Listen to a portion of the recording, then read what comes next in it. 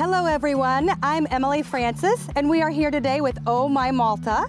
We are going to discuss potatoes with lifelong farmer Pawlu He.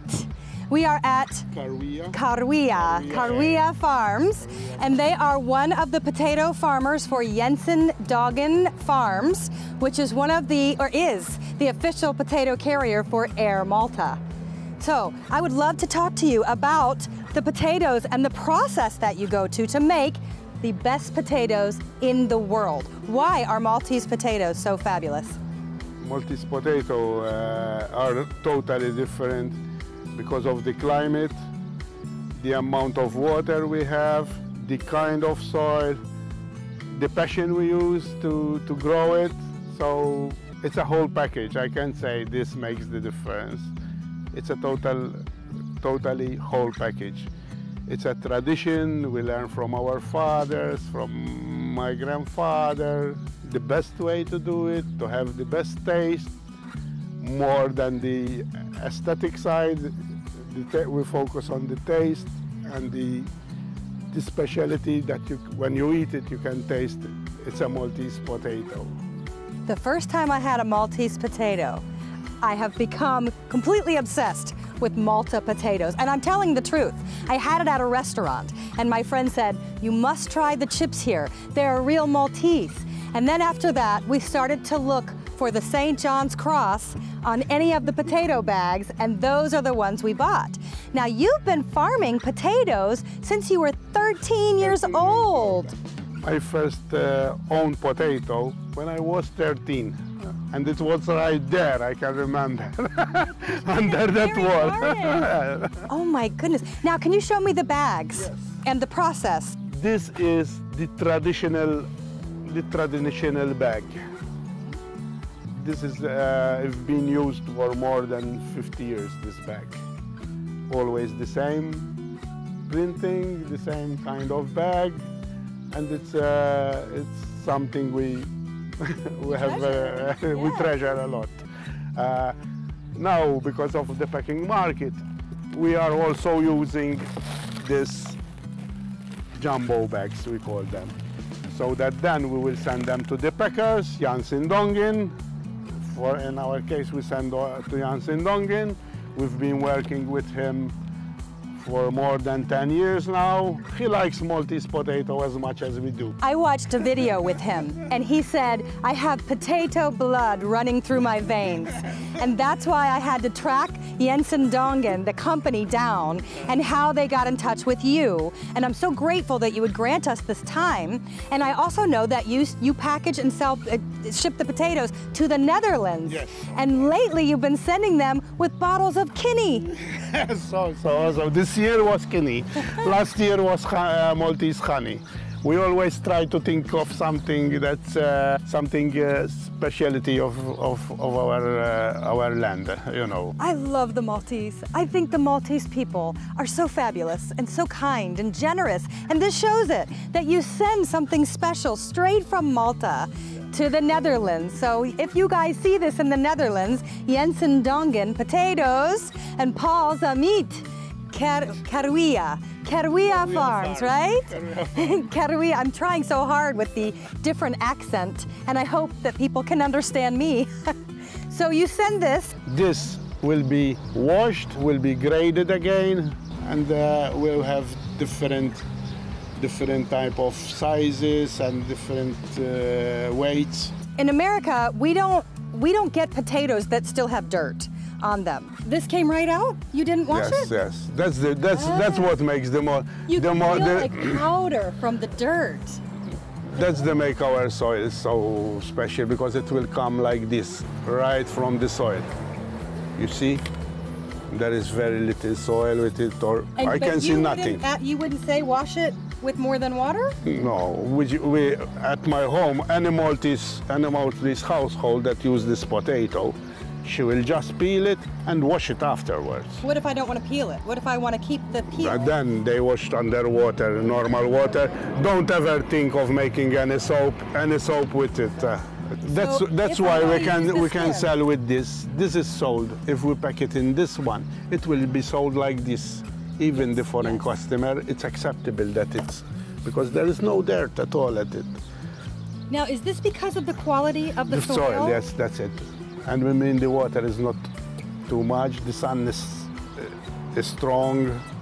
When we harvest, it will dry fast, and the soil will drop. It smells like the earth. Yeah. It smells like the earth. Sure, it feels. It feels really. And you can feel the dedication.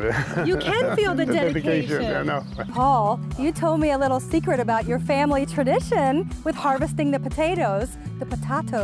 Please, will you share it with us? As I told you, we don't have workers. We don't hire workers.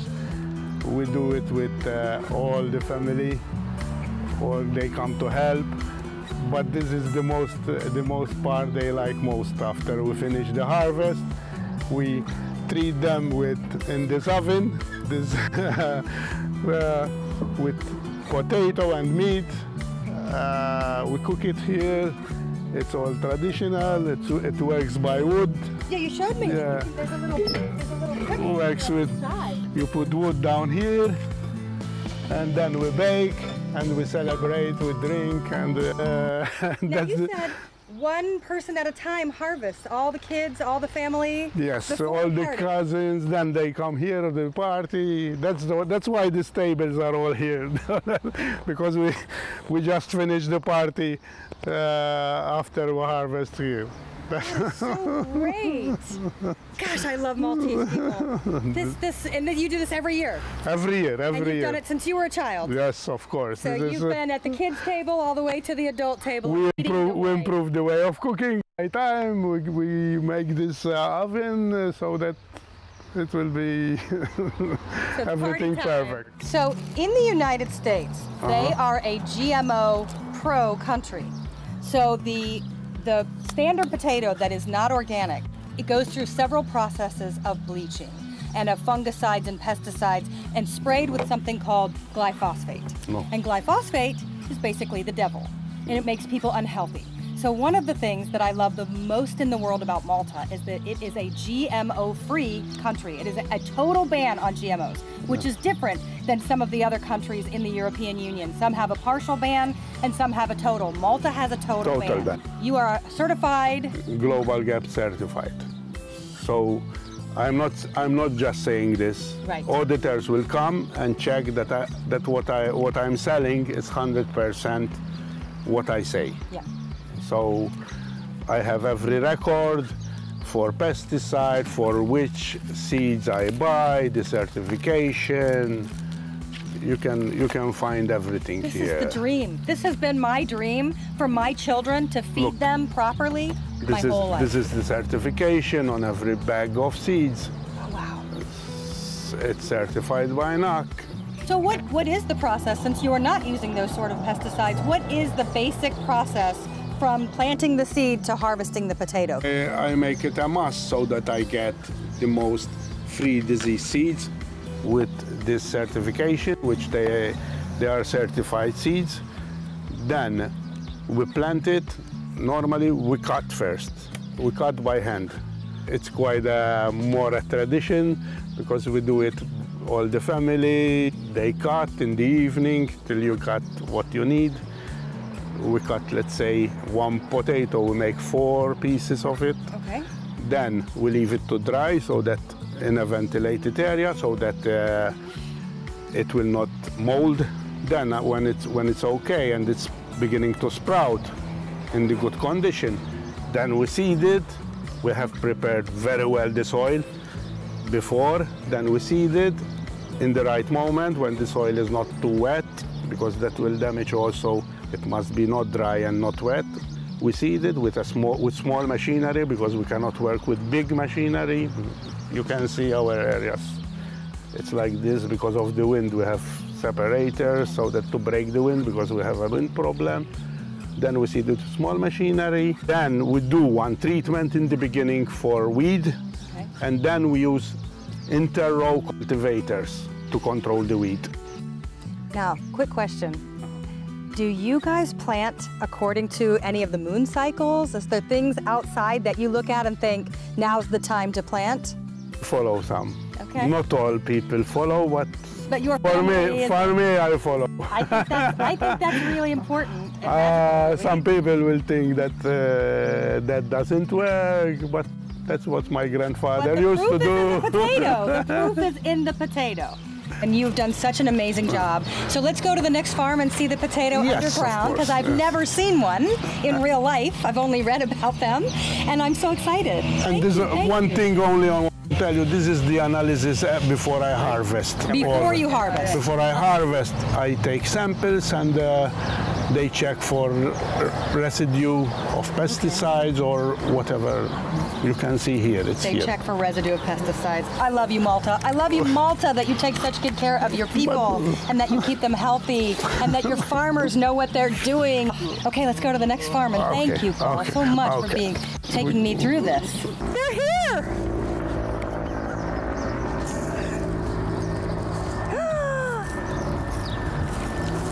Oh my gosh. Look, the seed I told you before. The seed! This is the seed! That's a very healthy seed, because it's still very good. So would you reuse this? No, okay. There's a big one in here. Is that the one you just pulled? It is like an Easter egg hunt. Yeah. That's incredible. So it's not attached to anything, it doesn't have a root, right? That's the tuber. The tuber potato is called, the fruit is called tuber. But there's no roots that connect it. No, yes, there was originally. There was, that one? Originally it was with the plant, look. So those were connected to the potatoes? With the potato, and then it was like this. So you're looking at these and knowing that this is why you can pick them, right? Yes, because when it's like this, you can pick them without damaging. When it's all dry like this.